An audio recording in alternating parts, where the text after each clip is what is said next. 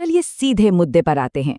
भारतीय राजनीति हमेशा हमें चौंकाती है, लेकिन तमिलनाडु में अभी जो हुआ है वो सच में एक बहुत बड़ा राजनीतिक भूकंप है। इस एक्सप्लेनर में हम गहराई से समझेंगे कि कैसे एक्टर विजय की टीवी के पार्टी ने एक ऐसा चुनावी उलटफेर कर दिखाया है जिसकी किसी ने कल्पना भी नहीं की थी। एक अभिनेता से सीधे मुख्यमंत्री तक का ये सफर वाकई किसी फिल्मी कहानी से कम नहीं है।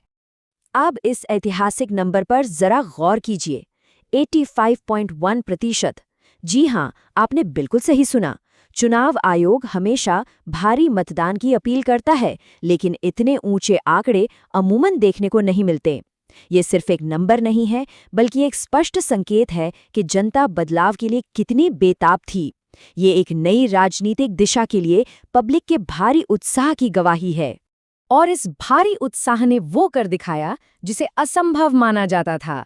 सोचिए, पूरे 59 साल 1967 के बाद से सत्ता का खेल बस दो ही दिग्गजों डीएमके और एआईएडीएमके के बीच घूमता रहता था। लेकिन इस बार इस विशाल लहर ने लगभग 6 दशकों के उस एकाधिकार को पूरी तरह से चकनाचूर कर दिया है। तो इस विश्लेषण में हम क्या-क्या कवर करने वाले हैं? हम इस ऐतिहासिक उलटफेर की टाइमलाइन देखेंगे, द्रविड़ियन विचारधारा के प्रभाव को समझेंगे, पिछले सिनेमाई सितारों के सफर से इसकी तुलना करेंगे, फिर उस बड़े संवैधानिक संकट पर बात करेंगे जिसने सबको चौंका दिया, और अंत में देखेंगे सरकार बनाने का वो जादुई गणित।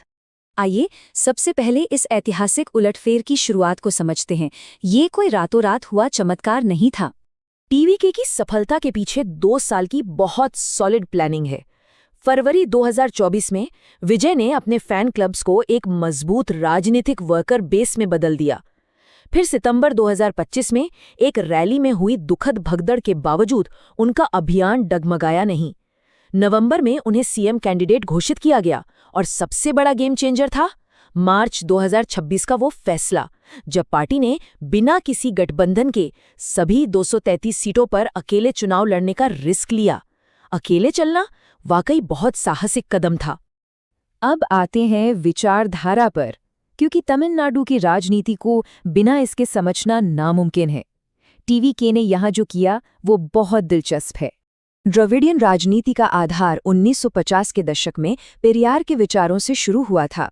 ये एक विशिष्ट दक्षिण भारतीय पहचान पर केंद्रित है जो आर्यन पहचान से एकदम अलग है। इसमें ब्राह्मणवाद विरोधी सिद्धांतों के साथ साथ मुख्य रूप से ओबीसी और दलित समुदायों के कल्याण पर बहुत जोर दिया जाता है। ये सिर्फ एक राजनीतिक स्टैंड नहीं, बल्कि वहाँ की एक गहरी पहचान है। और टीवीके ने यहीं सबसे स्मार्ट दांव खेला। डीएमके और एआईएडीएमके ने दशकों तक इन्हीं सिद्धांतों के दम पर राज किया है। टीवीके ने स्थापित सिस्टम से लड़ने के बजाय ठीक इसी द्रविडियन विचारधारा को अपना लिया। उन्होंने इस राजनीतिक डीएनए को बदलने की कोशिश नहीं की, बल्कि एक नए चेहरे के साथ लोगों की इस जानी पहचानी विचारधारा को और मजबूती से पेश किया। चलिए अब सिनेमा और राजनीति के उस मशहूर कनेक्शन की बात करते हैं। राजनीति में सितारों का आना कोई नई बात तो है नहीं, है ना? लेकिन सफलता सबको नहीं मिलती। एक तरफ रजनीकांत और कमल हासन जैसे मेगा स्टार्स हैं जिन्होंने काफी हद तक सिर्फ अपने स्टारडम पर भरोसा किया और अंततः उन्हें कदम पीछे खींचने पड़े। वहीं दूसरी ओर एमजीआर और अब विजय जैसे नेता हैं। इन दोनों ने ये बात बहुत गहराई से समझी कि स्टारडम के साथ साथ एक मजबूत ग्रासरूट नेटवर्क और पक्की द्रविडियन विचारधारा का होना बिल्कुल जरूरी है। यही वो विनिंग कॉम्बो है जो काम कर गया। खैर, चुनाव के नतीजे तो आ गए, लेकिन असली सस्पेंस और थ्रिलर तो नतीजों के बाद शुरू हुआ। ये नंबर देखिए, 108 सीटें। टीवीके ने वर्तमान मुख्यमंत्री स्टालिन को हरा दिया, जो कि खुद अपनी सीट हार गए, वो भी 3 बार जीतने के बाद। लेकिन इतनी बड़ी जीत के बावजूद टीवीके 108 सीटों पर ही अटक गई। बहुमत का जादुई आंकड़ा 118 का था, मतलब टारगेट से ठीक 10 सीटें कम। और बस यहीं से सारा राजनीतिक ड्रामा शुरू हुआ। सामान्य तौर पर संवैधानिक नियम क्या कहते हैं? नियम बिल्कुल साफ है।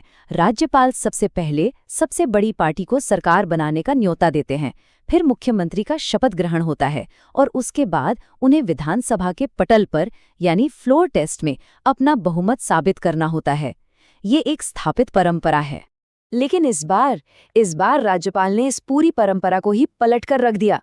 उन्होंने शपथ ग्रहण करवाने से साफ इनकार कर दिया। उनकी शर्त थी कि पहले 118 विधायकों की पूरी लिस्ट पेश की जाए, तभी शपथ होगी। इस अभूतपूर्व रुकावट की वजह से पूरे 4 दिन तक भयंकर सस्पेंस बना रहा। कई राजनीतिक विश्लेषकों का मानना है कि राज्यपाल का यह कदम बेहद विवादास्पद और अभूतपूर्व था। कुछ जानकारों के नजरिए से ये कदम केंद्र सरकार के प्रभाव के रूप में देखा गया। हालांकि अलग-अलग राय हो सकती है, लेकिन इस फैसले ने राज्य में एक बहुत बड़ी संवैधानिक बहस जरूर छेड़ दी थी। तो फिर सवाल ये है कि 118 का वो जादुई आंकड़ा पार कैसे हुआ? चलिए गठबंधनों के इस दिलचस्प बिसात को समझते हैं। यहाँ राजनीति का एक बिल्कुल नया खेल देखने को मिला।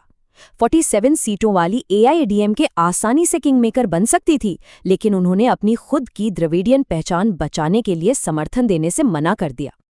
अब देखिए कांग्रेस को, उन्होंने अपना पुराना डीएमके का गठबंधन तोड़ा और तुरंत टीवीके के पाले में आ गए।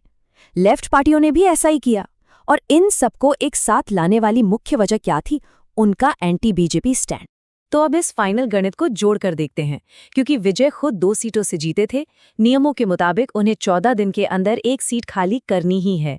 इससे टीवीके की अपनी कुल संख्या 108 से घटकर 107 रह जाती है।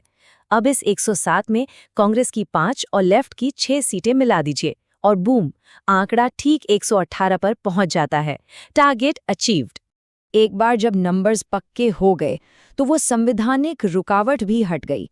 और फिर आया 9 मई का वो ऐतिहासिक दिन, जब नेहरू इंडोर स्टेडियम में नई सरकार का शपथ ग्रहण हुआ।